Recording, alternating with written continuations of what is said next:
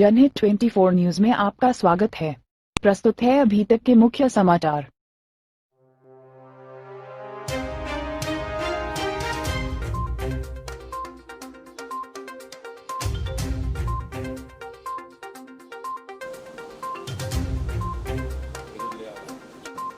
दोस्तों नमस्कार, आदाब। मैं हूं एन सैयद और आप देख रहे हैं जनहित 24 न्यूज़। बिहार में इस समय चुनाव चल रहा है। चुनाव का ऑलरेडी पहला राउंड हो चुका है। सभी पार्टियां अपनी अपनी किस्मत आजमाने के लिए दिन रात एक कर रहे हैं। आरजेडी के राष्ट्रीय अध्यक्ष लालू प्रसाद यादव जी के मार्गदर्शन में महागठबंधन का मुख्यमंत्री चेहरा तेजस्वी यादव आरजेडी को विजय लाने में दिन रात एक कर रहे हैं। तो इस वक्त हम हैं आरजेडी के कार्यालय में। हमारे साथ है आरजेडी के मुंबई अध्यक्ष सैयद मोहम्मद इकबाल। तो हम इनसे जानने का प्रयास करते हैं कि जो कुछ भी बिहार में चल रहा है उसमें इनकी क्या राय है। मैं मोहम्मद इकबाल सैयद, आरजेडी अध्यक्ष बम्बई प्रदेश। मैं आपके चैनल का आभार प्रकट करता हूं और मैंने लॉकडाउन में भी देखे कि ये आपके चैनल जो है जनहित 24 आपका काफ़ी योगदान रहा है लॉकडाउन के अंदर। परिवासियों, बिहार के परिवासियों को हर तरह का आपने हर चीज़ आपने प्रकाशित किया, उसका मैं तहे दिल से बम्बई प्रदेश आरजेडी की तरफ से आपका आभार प्रकट करता हूँ। बिहार विधानसभा के चुनाव माननीय तेजस्वी प्रसाद यादव जी, पार्टी प्रतिपक्ष पूर्व मुख्यमंत्री बिहार के मार्गदर्शन में चुनाव हो रहा है और राष्ट्रीय अध्यक्ष माननीय लालू प्रसाद यादव जी के मार्गदर्शन में महागठबंधन में हमारे साथ कांग्रेस, वामपंथी, आरजेडी हमारा महागठबंधन है। पहले चरण का चुनाव 28 अक्टूबर को संपन्न हुआ। इसमें 71 सीट पर चुनाव हुआ। बहुत अच्छे संपन्न से चुनाव हुआ और बहुत जन सैलाब था। लोगों में बड़ी उमंग थी और माननीय लालू प्रसाद यादव जी को लाने के लिए जनता ने एक पैर पर खड़े होकर के, एकजुट होकर के सभी धर्म के लोगों ने राष्ट्रीय जनता दल महागठबंधन के प्रत्याशियों को विजय करने के लिए काफ़ी वोट उन लोगों ने अपना मत दिया। 71 सीटों में सभी लोगों को पता है कि जिस तरह का जन सैलाब माननीय तेजस्वी प्रसाद यादव जी ने के हर जगह जितनी भीड़ उमड़ी, जितने जन सैलाब उतरे, बोलने की ज़रूरत नहीं है कि मैं पार्टी का कार्यकर्ता हूँ, पार्टी का अध्यक्ष हूँ मुंबई प्रदेश का, इसलिए बोल रहा हूँ। पूरी पब्लिक, पूरी मीडिया ने भी जो है स्पष्ट रूप से दिखाया है जन सैलाबों को कि आरजेडी और महागठबंधन में किस तरह से लोगों का जमावड़ा था। दूसरी चीज़ ये हम लोग स्पष्ट कर देते हैं और खुद मीडिया के लोगों ने, हर मीडिया के लोगों ने कहा कि 71 सीटों में 40 से 45 सीट आरजेडी राष्ट्रीय जनता दल का अकेले आने जा रहा है। फिर हमारे साथ कांग्रेस है, वामपंथी है। तो 28 अक्टूबर वाली 71 सीटों पर जो चुनाव हुआ है उसमें हम काफ़ी भारी मतों से हम आ रहे हैं। कल 3 नवंबर को भी मतदान है।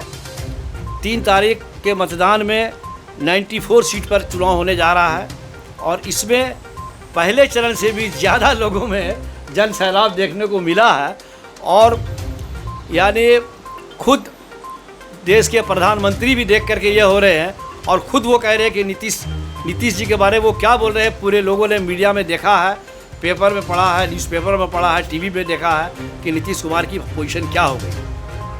चूँकि उन्होंने लॉकडाउन के टाइम में लोगों के लिए, बिहार के प्रवासी जो मुंबई में, दिल्ली में, राजस्थान में और देश के अन्य प्रदेशों में जिस तरह से परेशान होकर के घर तक लौटे हैं और नहीं लौटने के लिए नीतीश जी ने उन लोगों को आने के लिए मना किया था।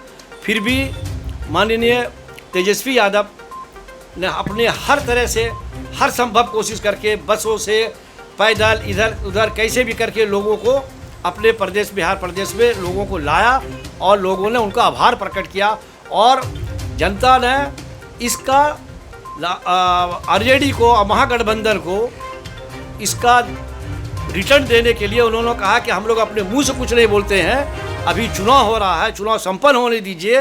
10 तारीख को जब परिणाम होगा तब आपको पता चलेगा कि महागठबंधन में आरजेडी को हमने कितना समर्थन दिया, आरजेडी का हम आभार प्रकट करते हैं। जिस तरह से हम लोग फंसे थे, बिहारी लोग बाहर के प्रदेशों में, हत्या की जो विदेश के अंदर फंसे थे उनको भी तेजस्वी जी ने लाने के लिए बहुत कोशिश किया, उनको मंगवाया। तीसरा चरण 7 अक्टूबर को होने जा रहा है, 7 नवंबर को होने जा रहा है। उसमें हम जो है 78 सीट पर चुनाव होने जा रहा है, उसका भी बहुत अच्छा है।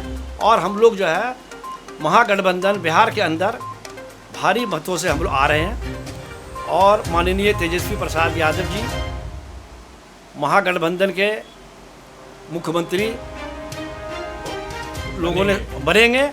और विजय यात्रा में माननीय लालू प्रसाद यादव जी भी हम लोगों के साथ रहेंगे। और आप लोगों का बहुत बहुत मैं धन्यवाद प्रकट करता हूँ जनहित 24 न्यूज़ चैनल का, कि आपने हमें जो है प्रकाशित किया और हम लोगों को जो है हमेशा प्रकाशित किए हैं। आपके चैनल का मैं बहुत बहुत आभार प्रकट करता हूँ। हमारा अगला सवाल अनीस फारूकी साहब से है, जो कि आरजेडी मुंबई के प्रधान महासचिव और तथा मीडिया प्रभारी है। तो हम इनसे जानने का प्रयास करते कि इसमें इनकी क्या राय है। देखिए, जनहित 24 के माध्यम से मैं बिहार की जो चुनावी हालात चल रहे हैं उनके बारे में बताना चाहता हूं कि बिहार में महागठबंधन की सुनामी चल रही है, सिर्फ लहर नहीं है।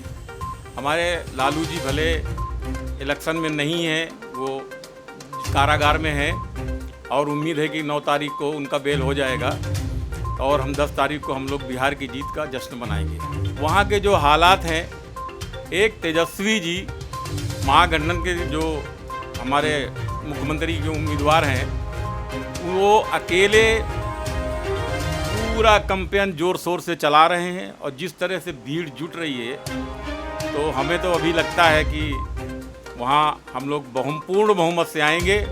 और जिस तरह से उनके खिलाफ तेजस्वी जी के पूरी सेंट्रल की, मैं मुख्यमंत्री, प्रधानमंत्री और प्रधानमंत्री दिल्ली की पूरी कैबिनेट, आपके बिहार के मुख्यमंत्री, यूपी के मुख्यमंत्री योगी जी, पूरा बहरहाल बीजेपी और एनडीए का पूरा लाव लश्कर उनको घेरने में लगा है। लेकिन वो हमारे नेता भी नौजवान हैं, युवा शक्ति पूरी बिहार की उनके साथ खड़ी है। और वो दिन दूर नहीं है जब हम 10 तारीख को वहाँ विजय की पताका फहराएंगे। दूसरी बात, जिस तरह से लोगों ने ठाना है 15 साल में नीतीश जी ने जो कबाड़ा कर दिया है वहाँ सुशासन के नाम पर, और उन्होंने सिर्फ धोखा देने का काम किया है।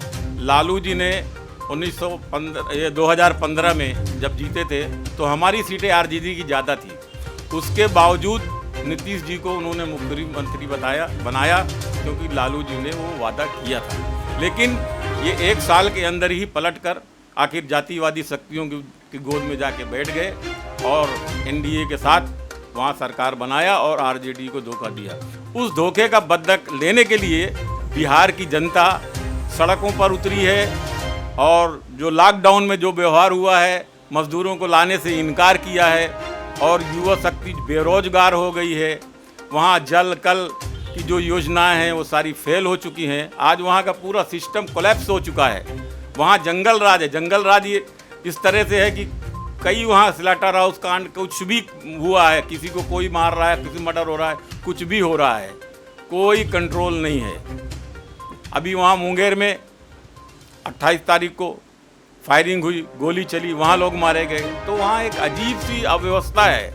पूरा सिस्टम जो है बिहार सरकार का चरमरा गया है। इसलिए जनता दिल से इस वक्त नेता प्रतिपक्ष भूतपूर्व उप मुख्यमंत्री तेजस्वी यादव को मुख्यमंत्री के रूप में बिहार के देखना चाहते हैं। और हम अभी से अग्रिम बधाई दे रहे हैं बिहार वासियों को, देशवासियों को, कि महागठबंधन जीतेगा और तेजस्वी जी हमारे मुख्यमंत्री बनेंगे। बिहार के चुनाव में एमआईएम का क्या रोल होगा? क्या वो वोट काटने में सफल होंगे? और इस चुनाव में अमित शाह कहीं नजर नहीं आ रहे? जहाँ तक अमित शाह जी का सवाल है, वो शायद हार का सेहरा अपने सर लेना नहीं चाहते हैं। उनको मालूम है कि एनडीए बुरी तरह हार रहा है, इसलिए वो अपनी शक्ल बिहार में नहीं दिखा पा रहे हैं। रह गई MIM की बात, तो असदुद्दीन ओवैसी जी अच्छे नेता हैं, अच्छे वक्ता हैं, लेकिन उनकी जो सोच है वो बहुत अच्छी नहीं है। बिहार में हम चाहते हैं कि ठीक है वो हमारे भाई हैं, वोट देंगे, लेकिन उसका फ़ायदा क्या मिलेगा? 30 सीटों में वो चुनाव लड़ रहे हैं और बमुश्किल तमाम अगर 1-2 सीट जीतेंगे तो क्या वो गवर्नमेंट बना सकेंगे? इनडायरेक्ट वो RSS NDA को मदद कर रहे हैं ताकि वहाँ पे BJP का मुख्यमंत्री बने। और लेकिन हमारी बिहार की जनता जो है हमारी बहुत समझदार है। 2015 में भी इनकी जमानतें जब्त करवा दिया था। और अभी मैं बिहार की जनता से मैं अपील करूंगा कि ऐसे वोट कटवा लोगों से सावधान रहें, क्योंकि जो भी नुकसान होगा वो महागठबंधन को होगा। लेकिन हमारे बिहार के वोटर्स, मतदाता बहुत होशियार हैं और वो ओवैसी जी को बराबर सबक सिखाएंगे ताकि ओवैसी जी हमेशा के लिए बिहार का रास्ता भूल जाएंगे। यही मैं आपके 24 जनहित के माध्यम से बिहार भाइयों को और वहाँ के बहादुर मतदाताओं को मैं संदेश देना चाहता हूँ कि आप लोग समझदारी से काम लें। लम्हों ने खता की है, सदियों ने सजा पाई है, इसलिए हम चाहते हैं कि ओवैसी साहब को सबक सिखाएं। और वहाँ की जनता कमर कस चुकी है और ओवैसी साहब के सारे कैंडिडेटों की और उनके गठबंधन की। अब देखिए उनके साथ मायावती है, मायावती भी BJP की गोद में बैठी है। कुशवाहा जी थे, वो कल तक कैबिनेट मंत्री थे।